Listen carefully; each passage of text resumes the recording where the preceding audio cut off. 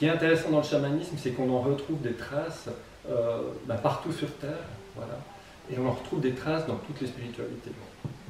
Donc le fait de revenir à la source de toutes ces spiritualités, c'est aussi une manière de se repositionner par rapport à l'histoire de l'humanité, c'est-à-dire qui étions-nous, quelles étaient nos croyances, quelles étaient nos spiritualités, avant de devenir des êtres humains, entre guillemets, civilisés.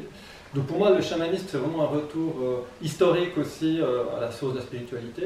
Et je suis une personne qui aime bien retourner à la source, en fait, des choses qui me passionnent. Par exemple, pour le bouddhisme, j'ai voyagé en Inde, je suis allé à Bodh Gaya, méditer au pied du fameux arbre sous lequel le Bouddha a atteint l'illumination. Enfin, pour chaque spiritualité qui m'intéresse et pour chaque art ou pour chaque, je dirais, partie d'activité humaine qui me passionne, j'aime bien toujours retourner à la source.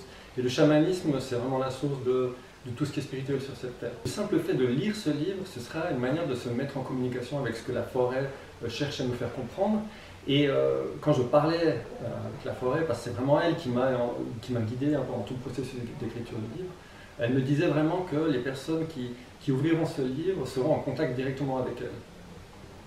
Donc le but, c'est aussi de faire vivre l'expérience chamanique ou faire vivre l'expérience de cette spiritualité, qui est une spiritualité très spéciale et très spécifique à l'Amazonie, en fait, qu'elle soit accessible à tout le monde à travers un livre, quoi. Donc d'une certaine manière, c'est un peu une première mondiale.